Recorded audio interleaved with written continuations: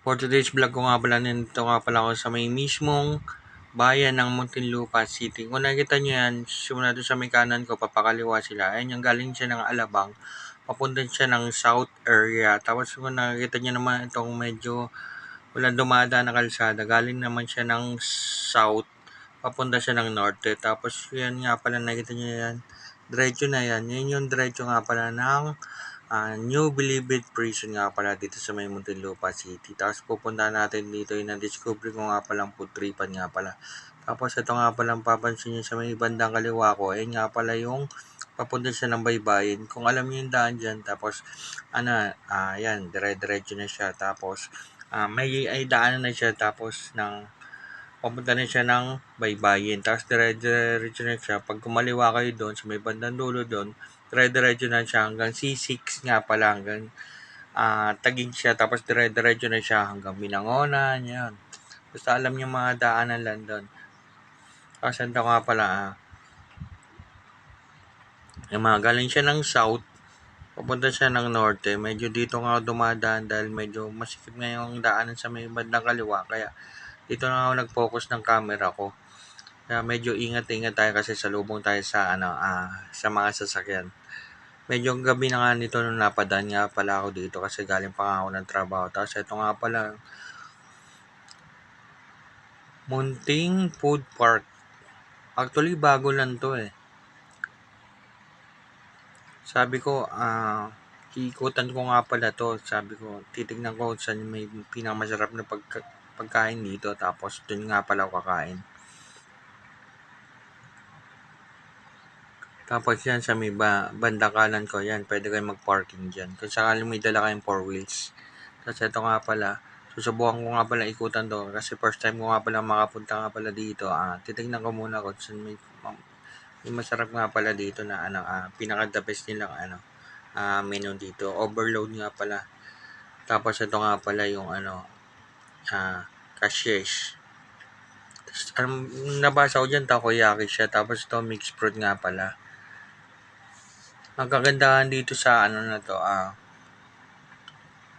unlike sa iba na siya, tuwing weekends lang, dito araw-araw siya may mga may mga tindi silang mga pagkain dito. Tapos nagsisimula sila ng hapon hanggang gabi na sila. Ang pagkakaalam ko kasi hanggang alas 12 sila dito eh. Tapos may mga kumakanta din sila dito. Tapos pwede kayo magpa-request ng kung anong kanta nyo ngayon, ipakanta sa kanila.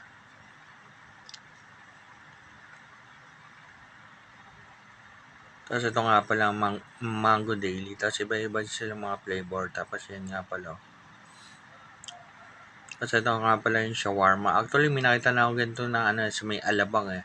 Pero palagay ko dagdag branches sila dito kasi yung branches nila sa Alabang meron pa rin. Tsaka ito buko na.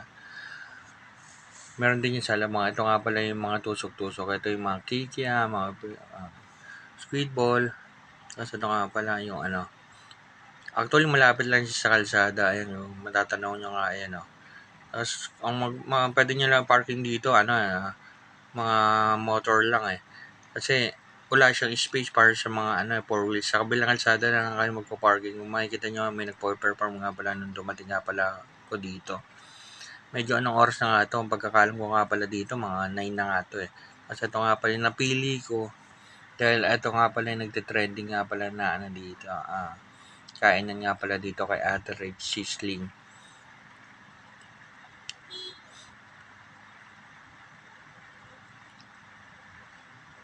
Kita niyo naman nila, ang ganda ng nila. Area nila, ang linis. Tapos sabi ko nga, order nga pala ako dito kay Ate Red Sizzling. Actually, meron na silang branches dito sa may lalagpasan nyo lang yung likod ng Muntinlupa City Hall. Hindi lang sizzling ang meron sila doon, meron din silang mga pares doon, tapos meron din silang mga anli din doon.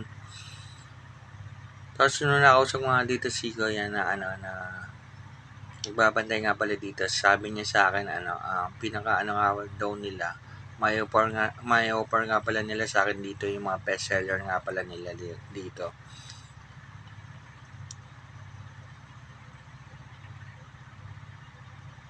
Meron din silang Java Rice, meron din silang Grill Jempo, tapos yun, iba't ibang mga promo meron sila dito.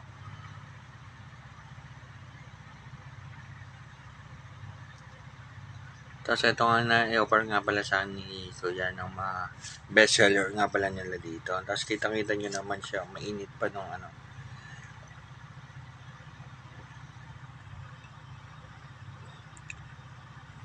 Sizzling hotdog meron sila dito for only 99 pesos lang. Meron siyang dalawang hotdog tapos meron siyang java rice. Tapos meron nga pala sila din ng liempo. At itong sisig nga pala, isa sa mga talagang pinaka-bestseller nila sa lahat. Tapos ito nga pala, kita-kita nyo paano sila mag-prepare ng ano sila, sizzling nila.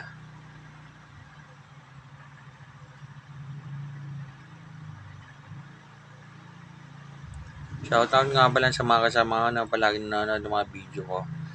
Kay Marvin Dose, kay Melvin Integro, kay Charles Jason Morris. Thank you nga pala sa palagi niyong panonood ng mga video ko. Alam ko nanonood kayo palagi.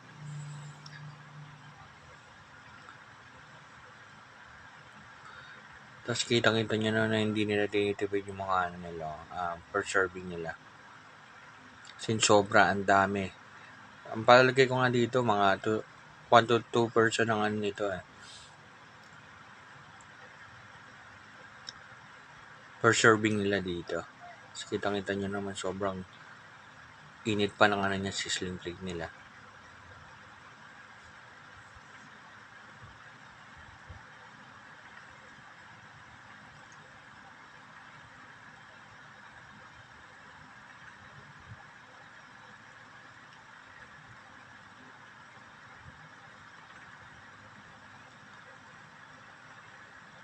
Tapos nilagyan pa nila ng mayo. Wow.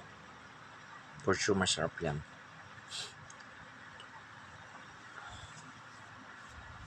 Ito na nga, naluto na nga pala yung ano, in-order ko nga pala. Ito na nga, tignan ko na nga yung ano, in-order ko nga pala ng ano nila. Bestseller nila dito kay Atright Sizzling. Actually, ang init-init pa nga niyan. Hindi ko kaagad-agad makain yan eh. Sobrang init niya talaga. Tapos natigman ko, grabe, ang sarap. The best yung ano nila dito, sizzling nila.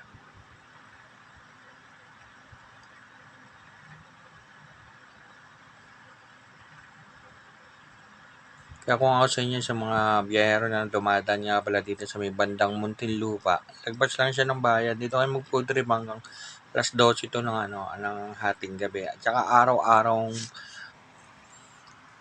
pwesto na nga pala nila dito. Kaya pwede kang dumaan dito para mag-food trip.